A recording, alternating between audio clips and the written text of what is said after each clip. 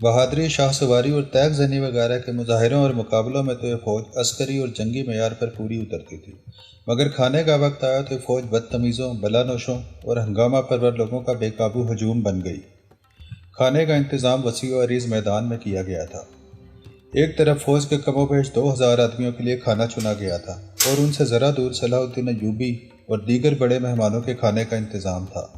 سینکڑوں سالم دمبے اور بکرے، اونٹوں کی سالم رانے اور ہزاروں مرغ روسٹ کیے گئے تھے۔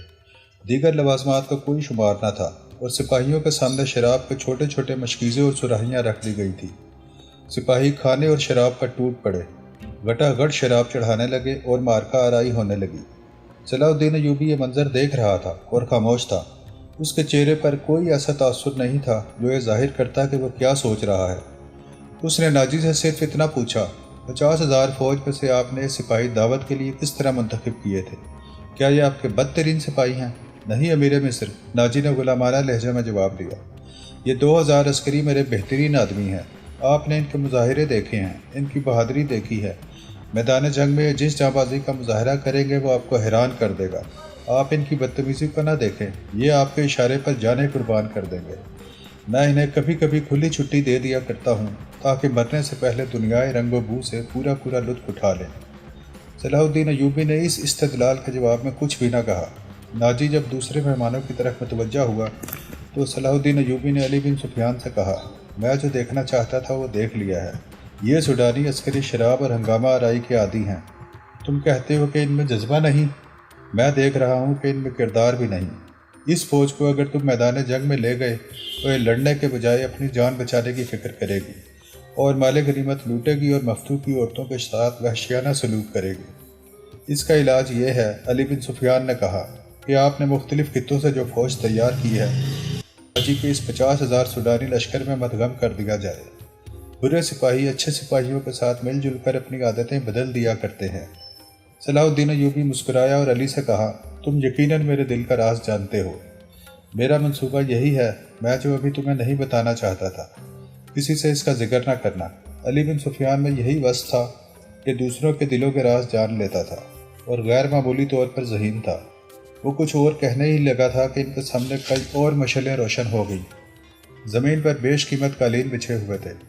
شہنائی اور سارنگ کا ایسا میٹھا اور پرسوز نغمہ ابھرا کہ مہمانوں پر سناٹا طاری ہو گیا۔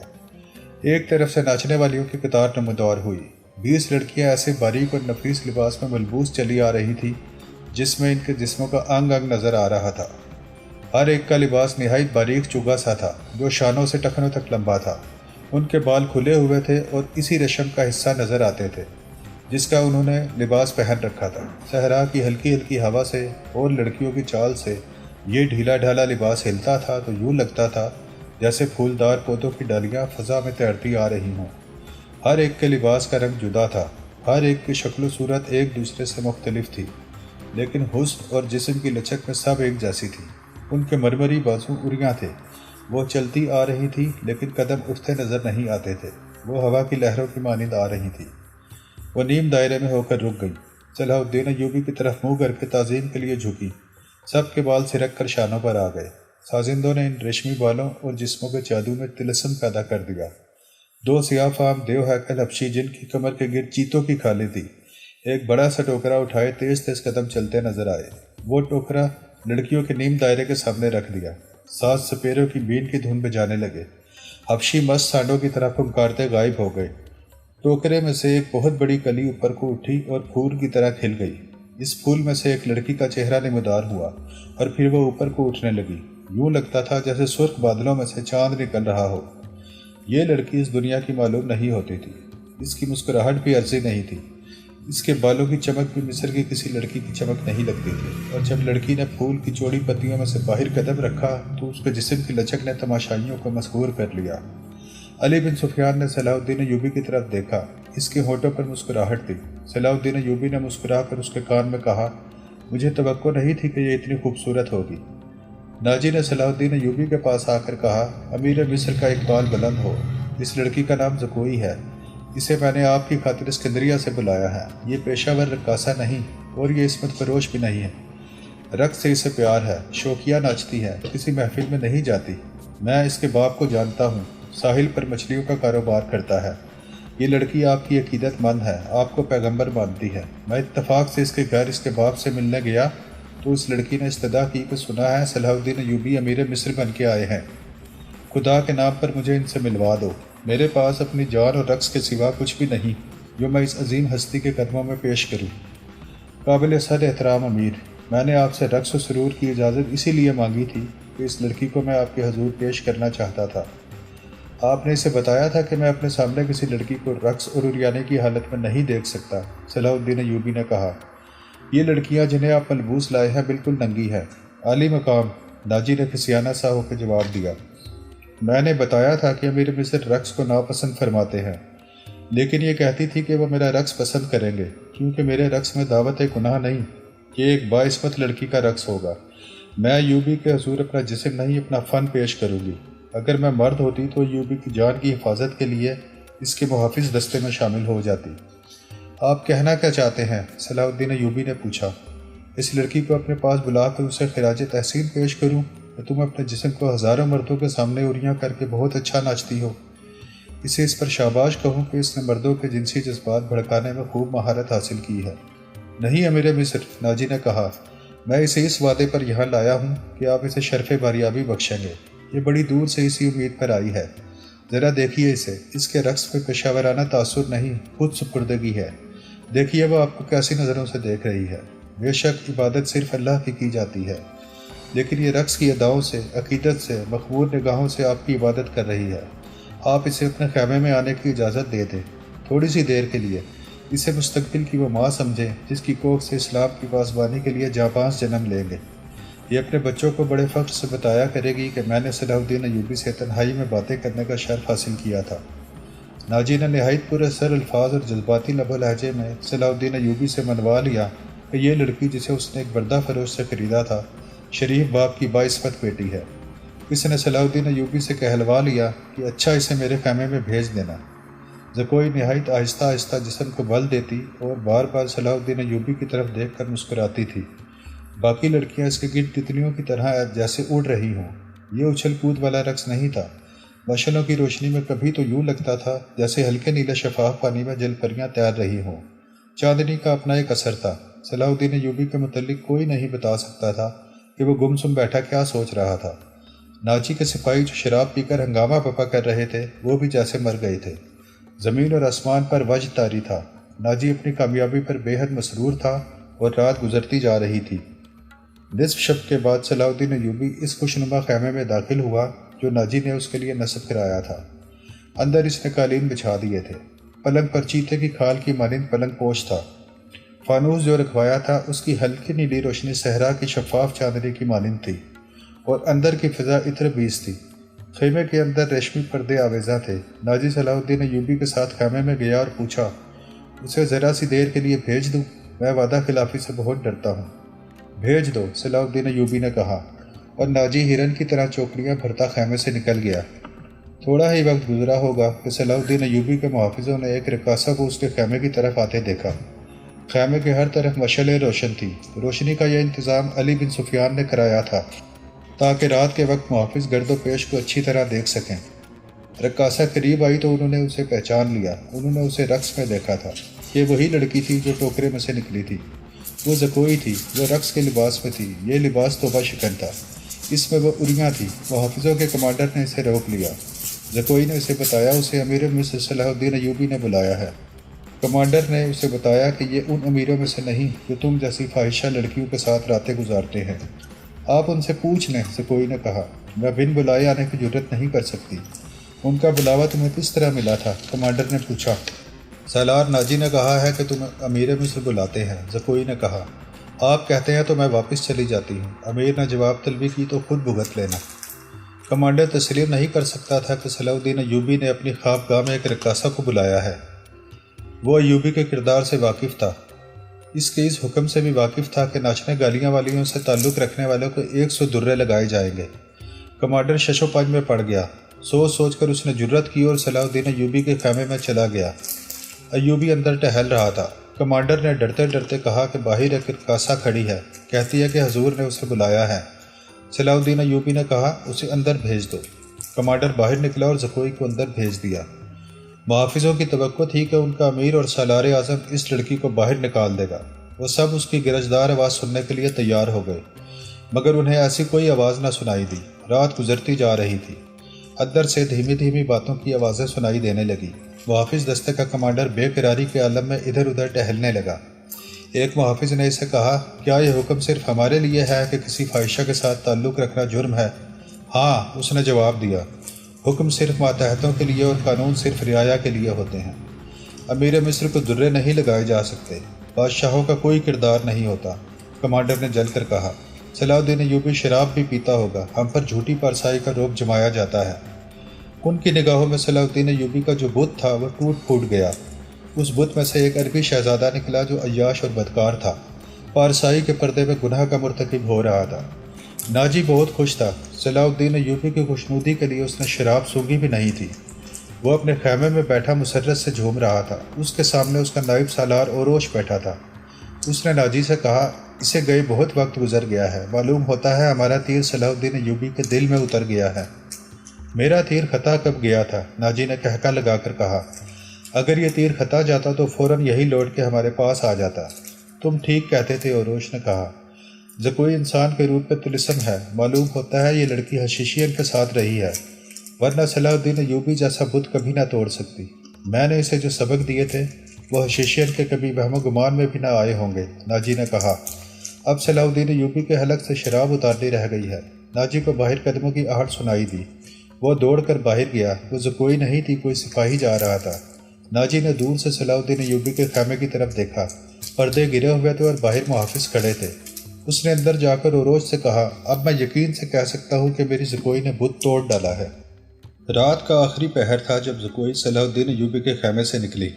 ناجی کے خیمے میں جانے کے بجائے وہ دوسری طرف چلی گئی۔ راستے میں ایک آدمی کھڑا تھا جس کا جسم سر سے پاؤں تک ایک ہی لبادے میں ڈھکا ہوا تھا۔ اس نے دھیمی سی آواز میں زکوئی کو پکارا۔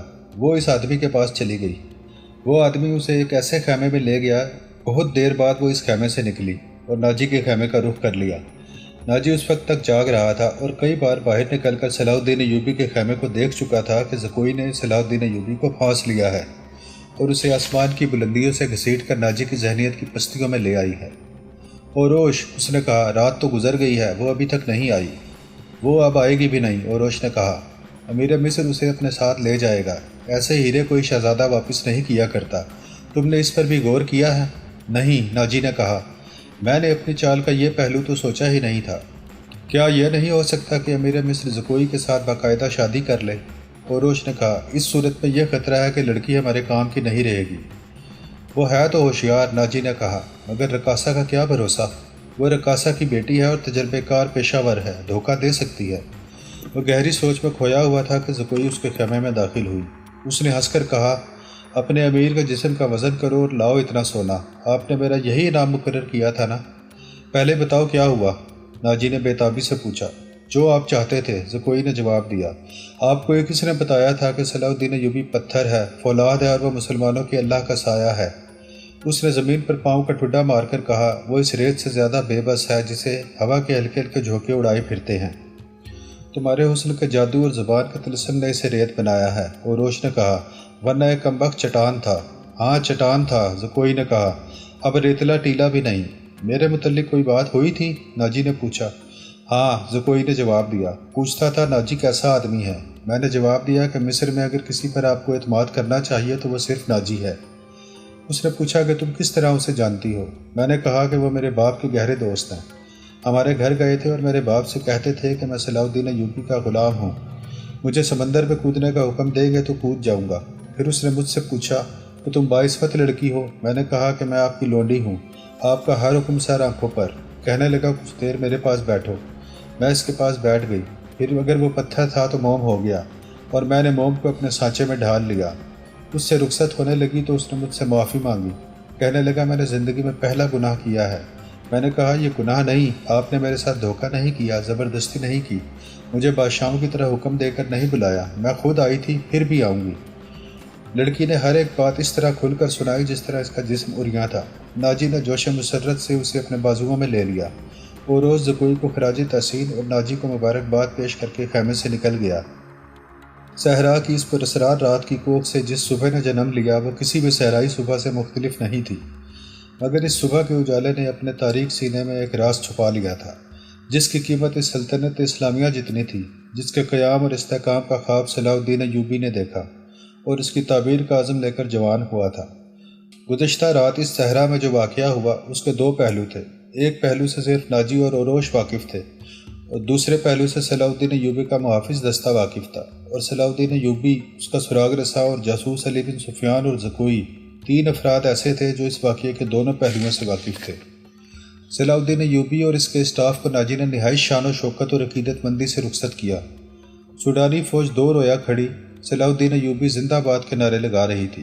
صلاح الدین ایوبی نے نعروں کے جواب میں بازو لہرائے، مسکرانے اور دیگر تکلفات کی پرواہ نہ کی، ناجی سے ہاتھ ملایا، اپنے گھوڑے کو ایڑ لگا دی۔ اس کے پیچھے اس کے محافظوں اور دیگر اسٹاف کو بھی گھوڑے دوڑانے پڑے۔ اپنے مرکزی دفتر میں پہنچ کر وہ علی بن سفیان اور اپنے ایک نائب کو اندر لے گیا اور دروازہ اندر سے بند کر لیا۔ وہ سارا دن کمرے میں بند رہے۔ سورج غروب ہوا، رات تاریک ہو گئی۔ کمرے کے اندر کھانا تو درکنار پانی بھی نہیں گیا۔ رات خاصی گزر چکی تھی جب تینوں باہر نکلے اور اپنے اپنے گھروں کو روانہ ہوئے۔ علی بن سفیان ان سے الگ ہوا تو محافظوں کے دستے کے کمانڈر نے اسے روک لیا اور کہا، محترم، ہمارا فرض ہے کہ حکم مانیں اور زبانیں بند رکھیں، لیکن میرے دستے میں ایک مایوسی اور بے اطمینانی پیدا ہو گئی ہے۔ خود میں بھی اسی کا شکار ہوں۔ کیسی مایوسی؟ محافظ کہتے ہیں کہ ایک فوج کو شراب پینے کی اجازت ہے تو ہمیں اس سے کیوں منع کیا گیا ہے؟ کمانڈر نے کہا، اگر آپ میری شکایت کو گستاخی سمجھیں تو سزا دے دیں، لیکن میری شکایت سن لیں۔ ہم اپنے امیر کو خدا کا برگزیدہ انسان سمجھتے تھے اور اس پر دل و جان سے فدا تھے، مگر رات اس کے خیمے میں ایک رقاصہ گئی تھی۔ علی بن سفیان نے اس کی بات پوری کرتے ہوئے کہا، تم نے کوئی گستاخی نہیں کی، گناہ امیر کرے یا غلام، سزا میں کوئی فرق نہیں، گناہ بہرحال گناہ ہے۔ میں تمہیں یقین دلاتا ہوں کہ رقاصہ اور امیر مصر کی خفیہ ملاقات کے ساتھ گناہ کا کوئی تعلق نہیں تھا۔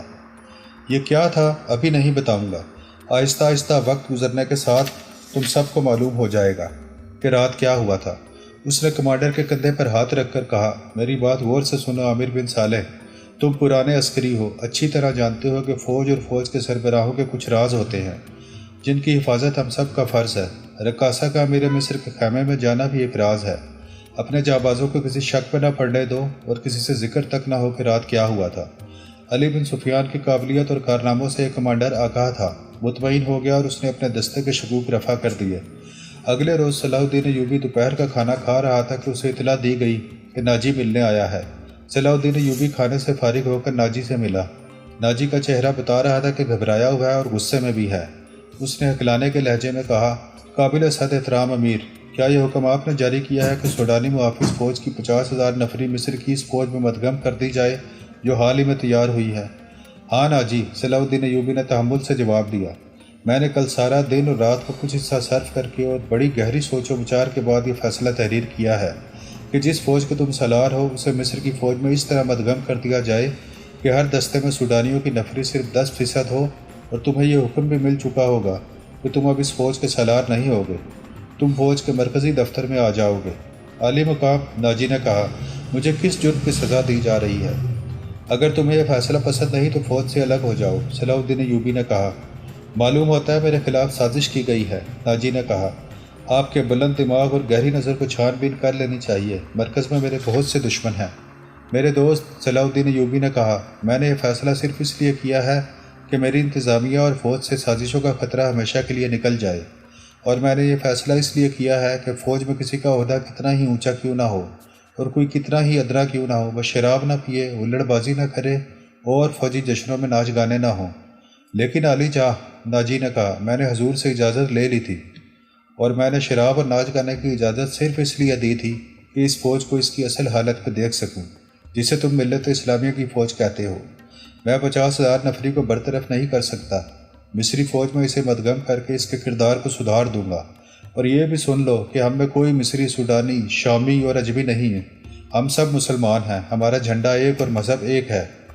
امیر علی مرتبت نے یہ تو سوچا ہوتا کہ میری حیثیت کیا رہ جائے گی جس کے تم اہل ہو، صلاح الدین ایوبی نے کہا۔